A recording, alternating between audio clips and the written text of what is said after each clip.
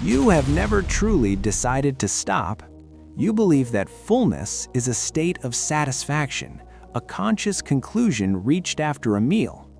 You think your brain calculates the vitamins, the proteins, and the glucose in your blood, and then gracefully grants you the permission to be finished. It doesn't. The system you live inside does not count calories. It measures the stretching of a container. It doesn't wait for a nutrient report to signal the end. It listens for the sound of its own walls expanding. You are not deciding to be full. Your architecture is simply reaching its limit of displacement. Inside the upper abdominal cavity sits a highly specialized muscular envelope. It is designed for elastic deformation. In its resting state, the interior of the stomach is not a smooth, open void. It is a landscape of deep folded ridges called gastric rugae. As any material, enters the lumen, these folds begin to flatten. The envelope begins to expand. This is the activation of the vagal mechanoreceptors.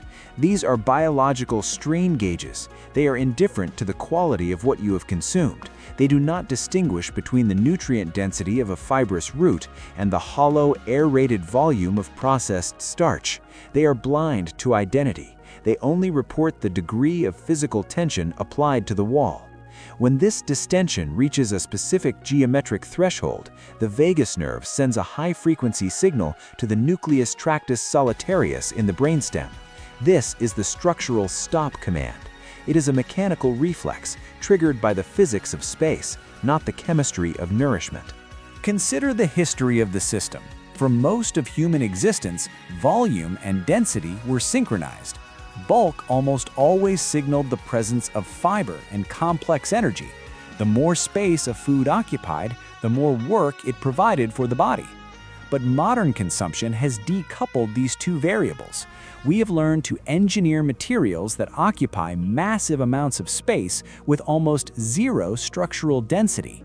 When you introduce high-volume, low-density inputs, substances designed for rapid air incorporation and high water binding, you trigger an immediate volumetric fullness. Your mechanoreceptors report a completed task. But beneath that signal, the metabolic reality is empty. Because the material lacks structural density, the transit time is accelerated. The pressure drops as quickly as it rose. The stomach empties, but the nutrient signaling remains silent. The architecture has been stretched, yet the system remains in a state of chemical scarcity. You feel this as a strange, hollow weight. You are physically distended, yet your internal sensors are still searching for a signal that never arrived. You have been tricked by the physics of the container. You are experiencing a displacement that has no substance. The body has fulfilled its mechanical requirement for volume, but it has missed its biological requirement for input. This is the gap where the sensation of never enough is built. It isn't a lack of willpower, it is a failure of the signal to match the space it occupies. Structural drift. Over time, the architecture itself begins to recalibrate. This is the crossing point where biology becomes your personal history. If the stomach is consistently filled with high-volume, low-density inputs, the elasticity of the gastric wall shifts. The tissue adapts to the frequent stretching. The baseline for the stop signal moves outward. This is the cost of convenience. To feel that same signal of arrival, the container must be stretched further than it was a year ago.